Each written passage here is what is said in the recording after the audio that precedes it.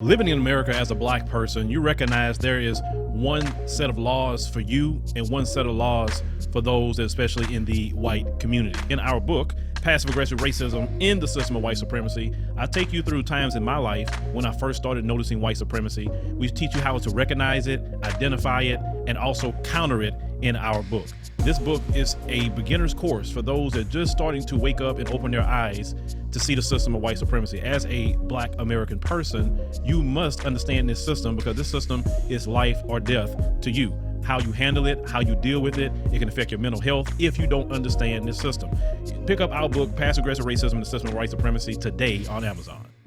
Family and friends of the man shot dead named Rogers Kyaruzi are mourning his death, and they are claiming that what the police are describing about him doesn't really add up. Let me show you this clip of the police first, and we'll come back and discuss. Atlanta police is giving a news conference on this officer-involved shooting. Let's listen in right now.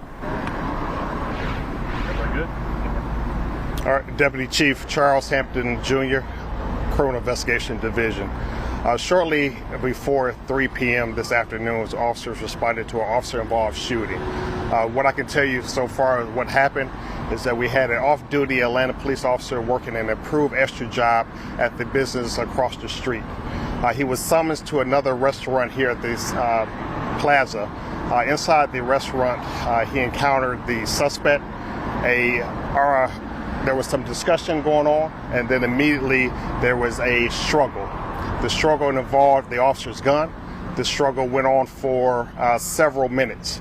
At the conclusion of that struggle, the officer discharged his firearm and the suspect was transported to a local hospital. It's unfortunate to report right now that that suspect has succumbed to his injuries at this time. The officer has been transported to headquarters. Right now it does not appear that he was injured. Also on the scene as we speak is the GBI. They will handle the rest of this investigation as well as our internal affairs unit. Chief, was it the Roysters that this happened at? It was the local business right behind us.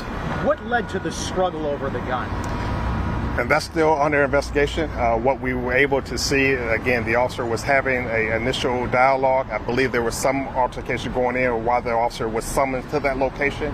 But after the discussion, the suspect immediately started going towards the officer's gun, and that's where the struggle continued to go on over the officer's gun. And like you say, this happened. Including multiple patrons? I'm sorry? Was that an altercation including multiple patrons at that restaurant? It was only the officer and the perpetrator. There was initially people inside the restaurant, but when the struggle happened, it happened in another area that was just contained to where the officer and the decedent were. As you heard, that is what the police are saying, but they're also saying that there was a cam recorder on the officer, so we will get to see what really actually happened.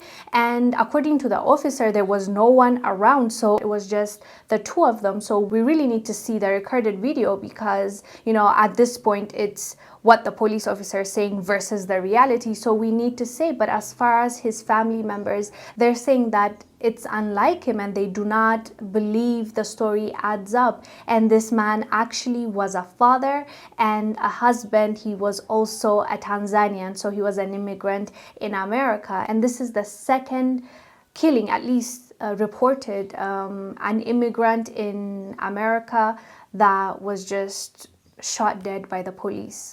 Once again in the U.S., a white police officer fatally shoots another unarmed black man. This is a very regrettable, very sad day in our community, and we have heard several expressions of a range of emotions, and we will get through this. Grand Rapids Police has released the controversial video of the confrontation on Wednesday.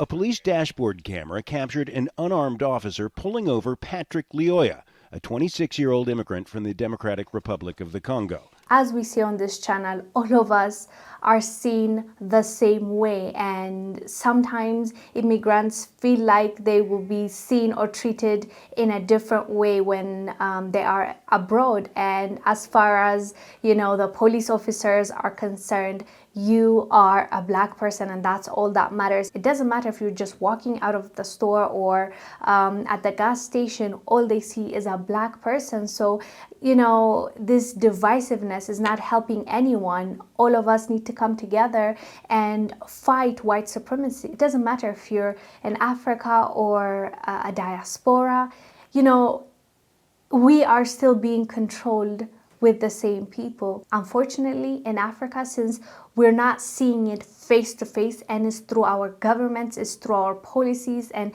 it's through our poverty that they are controlling us, we tend to think that the enemy is not the same, but it is. And the sooner we get to understand that, I think the sooner we get to change our attitude towards it and make a better future for ourselves, because this is not it. This really is not it. Not everything has to end with a gunshot. Like, you can have a conversation, you can, you know, arrest someone and take him to the police station and deal with him there, just like by, yeah.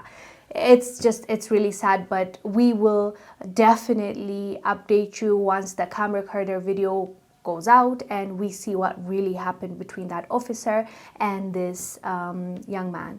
Anyways, fam, let us know down below what your thoughts are about this. I am Wongel Zelalem. I'll see you on the next one. Bye.